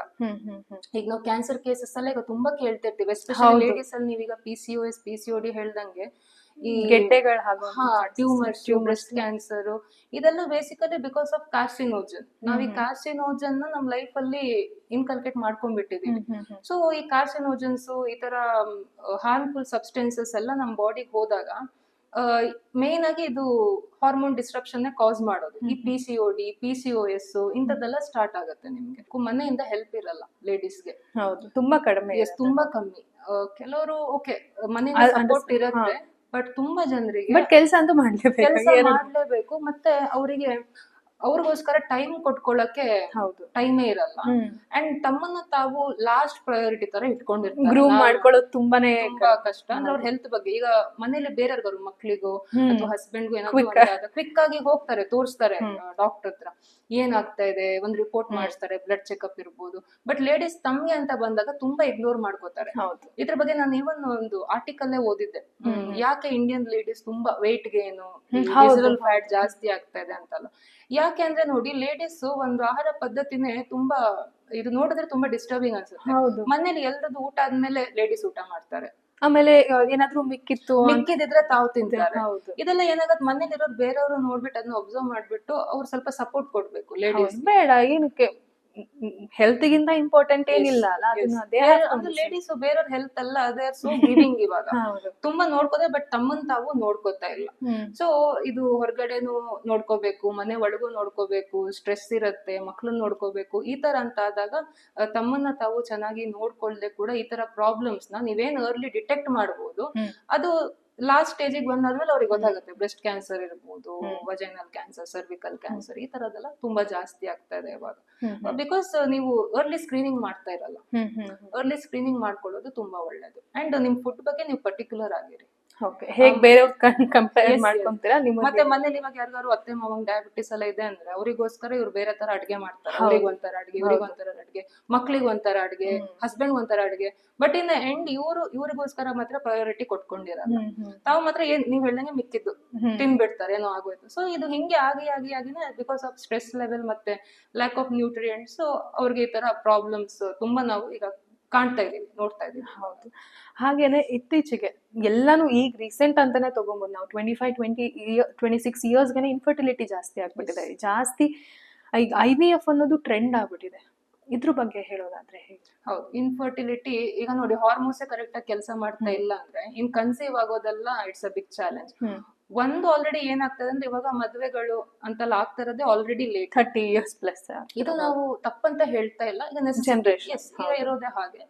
ಸೊ ಆಲ್ರೆಡಿ ಮದ್ವೆ ಅನ್ನೋದೇ ಲೇಟ್ ಆದಾಗ ಆಲ್ರೆಡಿ ಮತ್ತೆ ಇವಾಗ ಒಂದೇನಂದ್ರೆ ಮೆಟಬಾಲಿಕ್ ಡಿಸಾರ್ಡರ್ಸ್ ಬೇಗ ಕಾಣಿಸ್ಕೊಂಡಿರುತ್ತೆ. ಈಗ ನಾ ಹೇಳ್ದಂಗೆ 26-27 ಡಯಾಬಿಟಿಸ್ ಅಂತ ಸ್ಟಾರ್ಟ್ ಆಗಿರುತ್ತೆ. ಈ ತರ ಇದ್ದಾಗ ಆಲ್ರೆಡಿ ಎರೆಕ್ಟೈಲ್ ಡಿಸ್ಫಂಕ್ಷನ್ ಇರ್ಬೋದು, ಆಲ್ರೆಡಿ ಈ ಮೆನ್ನಲ್ಲೂ ಕೂಡ ಗಂಡಸರಲ್ಲೂ ಕೂಡ ಇನ್ಫರ್ಟಿಲಿಟಿ, ಏನು ಸ್ಪರ್ಮ್ ಕೌಂಟ್ ಕಮ್ಮಿ ಇರೋದು ಅಥವಾ ಸ್ಪರ್ಮ್ ಕ್ವಾಲಿಟಿ ಚೆನ್ನಾಗಿಲ್ದೇ ಇರೋದು, ಈ ತರದ್ದು ಇರುತ್ತೆ. ಮತ್ತೆ ಲೇಡೀಸ್ ಅಲ್ಲೂ ಈಗ ಆಲ್ರೆಡಿ ತುಂಬಾ ಹಾರ್ಮೋನಲ್ ಇಂಬ್ಯಾಲೆನ್ಸ್ ಇರುತ್ತೆ, ಅವ್ರು ಚೆಕಪ್ ಮಾಡ್ಕೊಂಡಿರಲ್ಲ, ಥೈರಾಯ್ಡ್ ಇರ್ಬೋದು, ಈ ತರ ಪ್ರಾಬ್ಲಮ್ಸ್ ಎಲ್ಲ ತುಂಬಾ ಇರುತ್ತೆ. ಸೊ ಇದು ಅವ್ರು ಕನ್ಸೀವ್ ಆಗೋದ್ರ ಮೇಲೆ ಕೂಡ ಎಫೆಕ್ಟ್ ಆಗುತ್ತೆ. ಇದೆಲ್ಲ ಒಂದಕ್ಕೊಂದು ಇಂಟರ್ಲಿಂಕ್ಡ್. ಸೊ ಕನ್ಸೀವ್ ಆಗೋಕ್ಕೂ ಆಗಲ್ಲ because of such things. So ಅವಾಗ ಏನ್ ಮಾಡ್ತಾರೆ, IVF ಈ ತರದಕ್ಕೆಲ್ಲ ಟ್ರೈ ಮಾಡ್ತಾರೆ. ಬಟ್ ಅದು ಕೂಡ ಚಾನ್ಸಸ್ ಸಕ್ಸಸ್ ರೇಟ್ ತುಂಬಾ ಕಮ್ಮಿ. ಅದು ಫುಲ್ ನಿಮ್ಗೆ 100% ವರ್ಕ್ ಆಗುತ್ತೆ ಅಂತ ಹೇಳಿ, ಅಂಡ್ ಇಟ್ಸ್ ವೆರಿ ಎಕ್ಸ್ಪೆನ್ಸಿವ್ ಕೂಡ. ಎಸ್, ಅಂಡ್ ಅದು ಲೇಡಿ ಬಾಡಿ ಮೇಲೆ ಕೂಡ ತುಂಬಾ ಪ್ರೆಷರ್ ಆಗುತ್ತೆ. Actually it's not very good ಅಲ್ವಾ. ಇವಾಗ ಇನ್ ಕೇಸ್ ನ್ಯಾಚುರಲಿ ಬೇಬಿ ಮಾಡ್ಕೊಳ್ಬೇಕು ಅಂತಿರೋರಿಗೆ ಯಾವ ರೀತಿ ಫುಡ್ ತುಂಬಾ ಒಳ್ಳೇದು? ಇವಾಗ ನಾನು ಮಗು ಮಾಡ್ಕೊಂತಿದ್ದೀನಿ ಅಂತ ಹೇಳಿದಾಗ ಅವ್ರು ಯಾವ ರೀತಿ ಪ್ರಿಪೇರ್ ಆಗ್ಬೇಕು? ಹುಡುಗ ಆಗಿದ್ರು ಅಷ್ಟೇ, ಹುಡುಗಿ ಆಗಿದ್ರು ಅಷ್ಟೇ, ಇಬ್ರು ಕಪಲ್ಸ್ ಹೇಗೆ ಪ್ರಿಪೇರ್ ಆಗ್ಬೇಕು? ಇದು ಆಕ್ಚುಲಿ ತುಂಬಾ ಒಳ್ಳೆ ಟಾಪಿಕ್. ಯೂಶಲಿ ನಾವೀಗ ಏನ್ ಹೇಳ್ತೀವಿ ಅಂದ್ರೆ ಪ್ಲಾನ್ಡ್ ಪ್ರೆಗ್ನೆನ್ಸಿನೇ ಇರ್ಬೋದು. ನೀವು ಒಂದು ಪ್ರೆಗ್ನೆನ್ಸಿ ಅಂತ ಮಾಡುವಾಗ ಚೆನ್ನಾಗಿ ಪ್ಲಾನ್ ಮಾಡ್ಕೊಳ್ಳಿ. ಮೆನ್ ಇರ್ಬೋದು, ವಿಮೆನ್ ಇರ್ಬೋದು, ಇಬ್ರು ಕೂಡ ರೆಡಿ ಆಗಿ ಇರ್ಬೇಕು ಪ್ರೆಗ್ನೆನ್ಸಿಗೆ. ಅಂಡ್ ನ್ಯೂಟ್ರಿಷನ್ ಅಲ್ಲಿ ಏನಾದ್ರೂ ಗ್ಯಾಪ್ಸ್ ಇದ್ರೆ ಅದು ಫಿಲ್ ಆಗಿರ್ಬೇಕು. ಯೂಶಲಿ ಒಂದು ಲೇಡಿ ಪ್ರೆಗ್ನೆಂಟ್ ಅಂತೆಲ್ಲ ಆದಾಗ ಇನಿಷಿಯಲ್ 2 ವೀಕ್ಸ್ ಆ ತರ ಎಲ್ಲ ಬಂದಾಗ ಕೆಲವು ಪ್ರೊಸೆಸ್ ಆಗತ್ತೆ ಬಾಡಿಲಿ ಅಂದ್ರೆ ಆ ಬೇಬಿ ಏನ್ ಗ್ರೋ ಆಗತ್ತಲ್ವಾ, ಮಗುವಿನ ಬೆಳವಣಿಗೆಯಲ್ಲಿ ಕೆಲವು ಈ ಘಟ್ಟಗಳು ಇರುತ್ತೆ, ಸ್ಟೆಪ್ಸ್ ಇರುತ್ತೆ. ಅವೆಲ್ಲ ಏನು ಅಂದ್ರೆ ಇರ್ರಿವರ್ಸಿಬಲ್. ಆದ್ರೆ ಆ ಟೈಮಲ್ಲೇ ಆಗಬೇಕು. ಮತ್ತೆ ಸ್ವಲ್ಪ ಟೈಮ್ ಆದ್ಮೇಲೆ ಅದಾಗಲ್ಲ. ಅದು ಚೆನ್ನಾಗ್ ಆಗಿಲ್ಲ ಅಂದ್ರೆ ಮತ್ತೆ ಇಲ್ಲ, ಈಗ ನಾನು ಚೆನ್ನಾಗಿ ಫುಡ್ ತಗೋತೀನಿ ಇವಾಗ ಆಗತ್ತೆ ಅಂತ ಹೇಳಕ್ ಆಗಲ್ಲ. ನ್ಯೂರಲ್ ಟ್ಯೂಬ್ ಕ್ಲೋಸರ್ ಇರ್ಬೋದು, ಈ ತರದ್ದೆಲ್ಲ ಕೆಲವು. ಸೊ ಇದೆಲ್ಲ ಕರೆಕ್ಟ್ ಆಗಿ ಆಗ್ಬೇಕು ಅಂದ್ರೆ ಲೇಡಿ ಫಸ್ಟೇ ಸ್ಕ್ರೀನಿಂಗ್ ಮಾಡ್ಕೋಬೇಕು, ಏನಾದ್ರು ನ್ಯೂಟ್ರಿಷನ್ ಡೆಫಿಷಿಯನ್ಸಿ ಇದೆಯಾ. ಇಂಪಾರ್ಟೆಂಟ್ ಆಗಿ ಇದಕ್ಕೆ B12, ಫೋಲಿಕ್ ಆಸಿಡ್ ಇದೆಲ್ಲ ತುಂಬಾ ಇಂಪಾರ್ಟೆಂಟ್. ಸೊ ಏನಾದ್ರೂ ಈ ತರ ಡೆಫಿಷಿಯನ್ಸಿ ಇದ್ರೆ ಸಪ್ಲಿಮೆಂಟೇಷನ್ಸ್ ಇರ್ಬೋದು. ಒಂದು ಫುಡ್ ಇಂದನೂ ಹೆಲ್ಪ್ ಆಗುತ್ತೆ. ತೀರಾ ಡೆಫಿಷಿಯನ್ಸಿ ಇದ್ರೆ ಸಮ್ಟೈಮ್ಸ್ ಸಪ್ಲಿಮೆಂಟ್ಸ್ ಬೇಕಾಗುತ್ತೆ. B12 ಅಂತ ಬಂದಾಗ ಇಂಜೆಕ್ಷನ್ಸ್ ಅದೆಲ್ಲ ತಕೋಬಹುದು, ನೀವು ಇಲ್ಲ ಸಪ್ಲಿಮೆಂಟ್ಸ್ ತಕೋಬಹುದು. ಸೊ ಇದನ್ನೆಲ್ಲ ತಕೊಳ್ಳಿ. ಮತ್ತೆ ಐರನ್, ನಿಮ್ಗೆ ಗೊತ್ತಿದ್ದಂಗೆ ಪ್ರೆಗ್ನೆನ್ಸಿ ಟೈಮಲ್ಲಿ ಬೇಬಿಗೂ ನರ್ಚರ್ ಮಾಡಬೇಕು ಅಂಡ್ ಅಮ್ಮನಿಗೂ ಕೂಡ ಪೋಷಕಾಂಶಗಳು ಬೇಕಾಗುತ್ತೆ. ಎಸ್ಪೆಷಲಿ ಬ್ಲಡ್ ಇದೆಲ್ಲ ಅಂತ ಬಂದಾಗ ಐರನ್, ಹಿಮೋಗ್ಲೋಬಿನ್ ಲೆವೆಲ್ಸ್ ಎಲ್ಲ ಒಂದ್ಸಲ ಚೆಕ್ ಮಾಡ್ಕೊಳ್ಳಿ.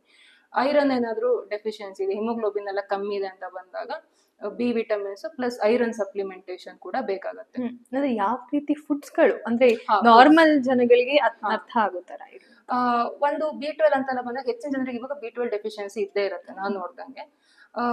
ಇದು ಫರ್ಮೆಂಟೆಡ್, ಒಂದು ನಾನ್ ವೆಜಿಟೇರಿಯನ್ಸ್ ಸಿಗಾದ್ರೆ ನಾನ್ ವೆಜ್ ಅಲ್ಲಿ ಇರುತ್ತೆ B12 ಎಲ್ಲ ಸಿಗತ್ತೆ, ಎಗ್, ಚಿಕನ್ ಇದರಲ್ಲೆಲ್ಲ. ವೆಜಿಟೇರಿಯನ್ಸ್ ಆದ್ರೆ ಫರ್ಮೆಂಟೆಡ್ ಫುಡ್ ತಕೊಳ್ಳಿ B12 ಗೆ. ಫರ್ಮೆಂಟೆಡ್ ಫುಡ್ ಅಂದ್ರೆ ಇವಾಗ ಇಡ್ಲಿ ದೋಸೆನೂ ಬರುತ್ತೆ. ಎಸ್ಪೆಷಲಿ ಕರ್ಡ್, ಇದರಲ್ಲಿ ಪ್ರೋಬಯೋಟಿಕ್ ಬ್ಯಾಕ್ಟೀರಿಯಾ ತುಂಬಾ ಚೆನ್ನಾಗಿರುತ್ತೆ. ಸೊ ಇದು ಕೂಡ ಗಟ್ ಹೆಲ್ತಿ ಫುಡ್ ಅಂತಾನು ಹೇಳ್ತೀವಿ. ಸೊ ಈ ತರ ಫುಡ್ ಕೂಡ ನೀವು ತಕೋಬಹುದು.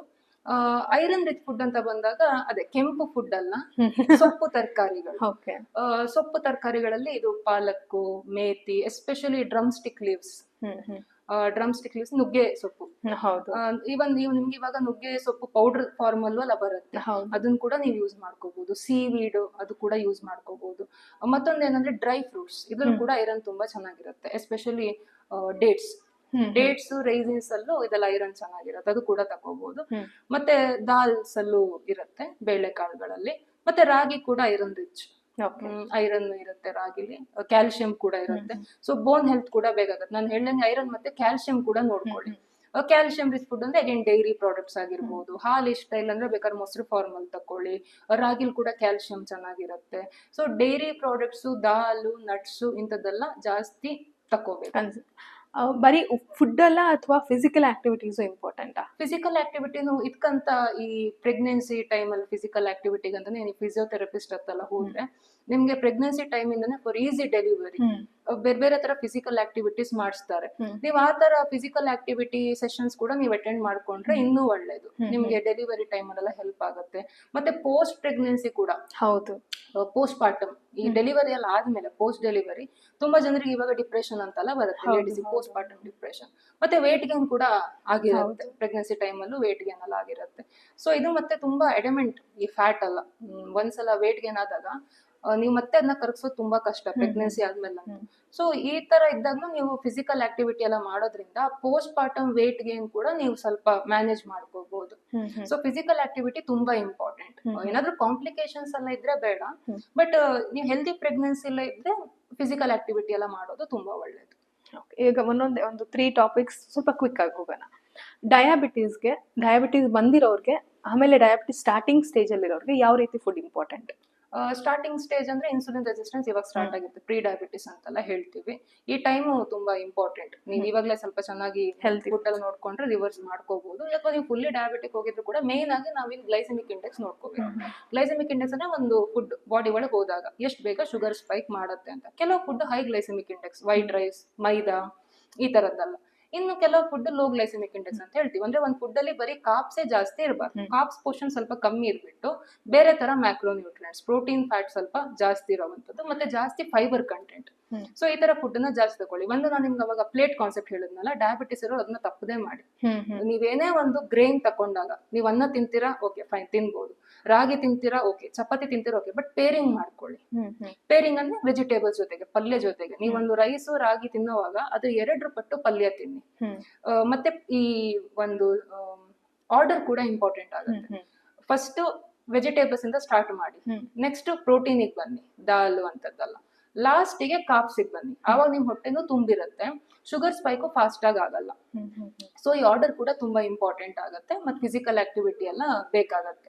ಮತ್ತೆ ಸ್ವಲ್ಪ ಸೆಲೆನಿಯಮ್ ಈ ತರದ್ದು ವಿಟಮಿನ್ ಡಿ ಅನ್ನೋ ಡೆಫಿಷಿಯನ್ಸಿ ಇದೆಯಾ ಅದು ಕೂಡ ನೋಡ್ಕೊಳ್ಳಿ. ಬಿಕಾಸ್ ಇನ್ಸುಲಿನ್ ರೆಸಿಸ್ಟೆನ್ಸ್ ಕಮ್ಮಿ ಮಾಡೋಕ್ಕೆ, ಇನ್ಸುಲಿನ್ ಸೆನ್ಸಿಟಿವಿಟಿ ಜಾಸ್ತಿ ಮಾಡೋಕ್ಕೆ ಈ ನ್ಯೂಟ್ರಿಯೆಂಟ್ಸ್ ಎಲ್ಲ ಬೇಕಾಗುತ್ತೆ. ಓಕೆ. ಹಾಗೇನೆ ಹಾರ್ಟ್ ಪ್ರಾಬ್ಲಮ್ಸ್, ಹಾರ್ಟ್ ಡಿಸೀಸ್ಗೆ ಒಂದು ಫ್ಯಾಟ್ ಕ್ವಾಲಿಟಿ.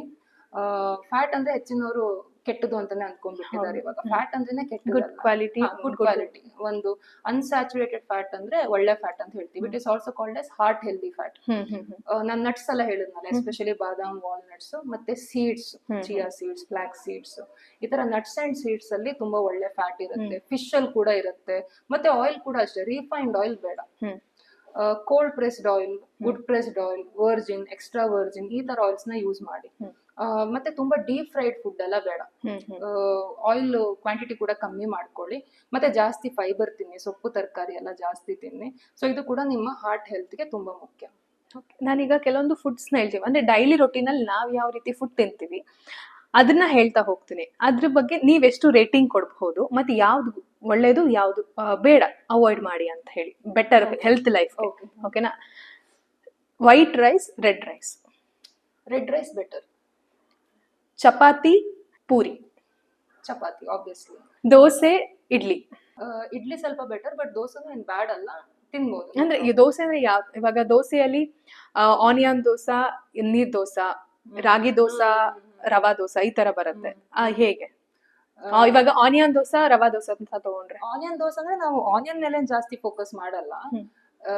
ಏನು ನೀವು ದೋಸೆ ಹೇಳ್ತಾ ಇದ್ರೆ ಅದ್ರ ಮೇಲೆ ಡಿಪೆಂಡ್ ಆಗುತ್ತೆ. ಈಗ ನೀರ್ ದೋಸೆ ಅಂದ್ರೆ ಅಕ್ಕಿ, ಬೇಸಿಕಲಿ ಫುಲ್ ಕಾರ್ಬೋಹೈಡ್ರೇಟ್ಸ್, ಅಷ್ಟು ಹೆಲ್ದಿ ಅಲ್ಲ, ಅಷ್ಟು ಫಿಲ್ಲಿಂಗ್ ಆಗಿರಲ್ಲ, ಎಲ್ಲ ನ್ಯೂಟ್ರಿಯೆಂಟ್ಸ್ ನ ಕೊಡಲ್ಲ. ರಾಗಿ ದೋಸೆ ಅಂದ್ರೆ ಸ್ವಲ್ಪ ಬೆಟರ್, ಫೈಬರ್ ಇರುತ್ತೆ, ಮೈಕ್ರೋ ನ್ಯೂಟ್ರಿಯೆಂಟ್ಸ್ ಕೊಡುತ್ತೆ, ಐರನ್ ಆ ತರ ಅಲ್ಲ. ಸೊ ನೀವು ಮತ್ತೆ ಇವನ್ ಬರೀ ಧಾನ್ಯಗಳದ್ದೇ ಮಾತ್ರ ಅಲ್ಲ, ಈ ಕಾಳು ಯೂಸ್ ಮಾಡ್ಕೊಂಡು ದೋಸೆ ಮಾಡ್ಬೋದು. ಪೆಸರಟ್ಟು ಅಂತೆಲ್ಲ ಮಾಡ್ತಾರೆ, ಗ್ರೀನ್ ಗ್ರಾಮ್ ದೋಸೆ, ಬೇಸನ್ ದೋಸೆ ತುಂಬಾ ಪ್ರೋಟೀನ್ ರಿಚ್ ಆಗಿರುತ್ತೆ, ದೋಸೆ ಮಾಡ್ಬೋದು. ಇದೆಲ್ಲ ಸ್ವಲ್ಪ ಫೈಬರ್ ಚೆನ್ನಾಗಿರುತ್ತೆ. ಮೊಟ್ಟೆ, ಕರ್ಡ್, ಇದೆರಡು ಕೂಡ ಬೇರೆ ಬೇರೆ ನ್ಯೂಟ್ರಿಷನ್ ವ್ಯಾಲ್ಯೂ. ಮೊಟ್ಟೆ ಅಂತ ಬಂದಾಗ ಒಂದು ಪ್ರೋಟೀನ್ ಕ್ವಾಲಿಟಿ ಬೆಸ್ಟ್, ಎಲ್ಲ ಅಮೈನೋ ಆಸಿಡ್ ಪ್ರೆಸೆಂಟ್ ಇರುತ್ತೆ, ಸೊ ಅದು ಒಳ್ಳೇದು. ಕರ್ಡ್ ಅಂತ ಬಂದಾಗ ನಿಮ್ಗೆ ಪ್ರೋಬಯೋಟಿಕ್ ಫ್ಯಾಕ್ಟ್ ಇರುತ್ತೆ, ನಿಮ್ ಮೊಟ್ಟೆಲಿ ಇರಲ್ಲ, ಅದು ನಿಮ್ ಕರ್ಡ್ ಅಲ್ಲಿ ಸಿಗುತ್ತೆ. ಎರಡು ಎರಡು important gut healthy. Okay, chicken and what that ಮೇಕೆ mutton, chicken better, red meat. ಹಾಗೇನೆ ಇವಾಗ ಜನರಲಿ ನೀವು ನೋಡೋದಾದ್ರೆ ಯಾವುದು ಈಗಿನ ಟ್ರೆಂಡಿಗೆ ಬೆಸ್ಟ್ ಮೀಲ್? ವೆಯ್ಟ್ ಗೇನ್ಗಾದ್ರೂ ಅಷ್ಟೇ, ವೆಯ್ಟ್ ಲಾಸ್ಗಾದ್ರೂ ಅಷ್ಟೇ, ಓವರ್ ಆಲ್ ಪ್ರೋಟೀನ್ಗೆ ಯಾವುದು ಬೆಸ್ಟ್? ಆಕ್ಚುಲಿ ಟ್ರೆಂಡ್ ಅನ್ನೋದೇ ತಪ್ಪು. ಓಕೆನಾ, ಟ್ರೆಂಡ್ ಹೌದು, ಈ ತರ ಇಲ್ವೇ ಇಲ್ಲ. ನಾವು ಬೇಸಿಕಲಿ ಕ್ಲಿನಿಕಲ್ ಡಯಟಿಕ್ಸ್ ಅಂತೆಲ್ಲ ಬಂದಾಗ ಡಯಟ್ ಅನ್ನೋದು ಸಸ್ಟೈನೇಬಲ್ ಆಗಿರ್ಬೇಕು. ಇದು ಯಾವ್ದೇ ಟೈಮಲ್ಲಿ ಕೂಡ ಚೇಂಜ್ ಆಗಲ್ಲ. ನಾವೇನು ಪ್ರಿನ್ಸಿಪಲ್ಸ್ ನನಗೆ ಹೇಳ್ದೆ, ಮೈಕ್ರೋನ್ಯೂಟ್ರೆಂಟ್, ಮ್ಯಾಕ್ರೋನ್ಯೂಟ್ರೆಂಟ್, ಪ್ಲೇಟ್ ಬ್ಯಾಲೆನ್ಸ್ ಮಾಡ್ಕೊಳ್ಳೋ, ಇದು ನಿಮ್ಗೆ ಎಲ್ಲಾ ಟೈಮಲ್ಲೂ ನೀವು ಇದನ್ನೇ ಫಾಲೋ ಮಾಡ್ಬೇಕು. ಮೇನ್ ಏನು ನಾವು ಕ್ಲಿನಿಕಲ್ ಪ್ರಾಕ್ಟೀಸ್ ಮಾಡ್ತೀವಿ, ಇದ್ರಲ್ಲಿ ಡಯಟ್ ಟ್ರೆಂಡಿಗೆ ಅಂತ ಚೇಂಜ್ ಆಗಲ್ಲ.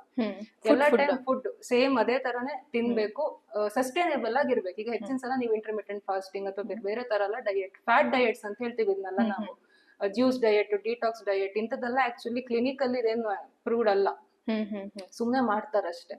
ಸೊ ಇದೆಲ್ಲ ಫ್ಯಾಟ್ ಡಯಟ್ಸ್. ಸೊ ಈ ತರ ಡಯಟ್ ಎಲ್ಲ ನಿಮ್ ಸಸ್ಟೈನೇಬಲ್ ಎಷ್ಟ್ ಟೈಮ್ ಅಂತ ಮಾಡ್ತೀರಾ? ಒಂದ್ 3 ಮಂತ್ ಫಾಲೋ ಮಾಡ್ತೀರಾ, ಆಮೇಲೆ ನೀವು ಡಯಟ್ ಸ್ಟಾಪ್ ಮಾಡೋಕು, ನಿಮ್ಗೆ ಏನ್ ವೇಟ್ ಲಾಸ್ ಆಗಿರುತ್ತೆ ಅದು ಮತ್ತೆ ಡಬಲ್ ಬೌನ್ಸ್ ಆಗುತ್ತೆ. ಸೊ ಈ ತರದ್ದೆಲ್ಲ ಬೇಡ, ಶಾರ್ಟ್ ಕಟ್ಸ್ ಎಲ್ಲ ಬೇಡ. ನಾರ್ಮಲ್ ಆಗಿ ಬ್ಯಾಲೆನ್ಸ್ ಡಯಟ್ ಕರೆಕ್ಟ್ ಆಗಿ ಫಾಲೋ ಮಾಡಿ, ಸಸ್ಟೈನೇಬಲ್ ಆಗು ಇರಬೇಕು. ಲಾಂಗ್ ಟರ್ಮ್ ನೀವು ಫಾಲೋ ಮಾಡ್ಕೊಂಡು ಹೋಗೋಕೆ ಕಂಫರ್ಟೇಬಲ್ ಆಗಿರ್ಬೇಕು. ಸೊ ಈ ತರ ಒಂದು ಆಹಾರ ಪದ್ಧತಿನ ರೂಢಿಸ್ಕೊಳ್ಳಿ. ಇದೊಂಥರ ಹ್ಯಾಬಿಟ್ ತರ, ಶಾರ್ಟ್ ಟರ್ಮ್ ಮಾಡಿ ಬಿಡೋದು ಆ ತರ ಎಲ್ಲ ಅಲ್ಲ. ಅದನ್ನ ನಾವು ಕೆಲವು ಫುಡ್ ಅನ್ನ ಅವಾಯ್ಡ್ ಮಾಡ್ಕೋಬೇಕು, ಕೆಲವು ಫುಡ್ ಅನ್ನ ಚೆನ್ನಾಗಿ ತಿನ್ಬೇಕು, ಕೆಲವು ಫುಡ್ ಅನ್ನ ಮಾಡರೇಷನ್ ಅಲ್ಲಿ ತಕೋಬೇಕು. ಪೋರ್ಷನ್ ಸೈಜ್ ನೋಡ್ಕೊಂಡು ನಿಮ್ಮ ಆಹಾರ ಪದ್ಧತಿನ ರೂಪಿಸ್ಕೋಬೇಕು. ಥ್ಯಾಂಕ್ ಯು ಮ್ಯಾಮ್, ಇಷ್ಟು ಇನ್ಫಾರ್ಮೇಶನ್ ಕೊಟ್ಟಿದ್ದಕ್ಕೆ ಆ್ಯಂಡ್ ನಿಮ್ಮ ಟೈಮ್ಗೆ ಥ್ಯಾಂಕ್ ಯು ಸೋ ಮಚ್.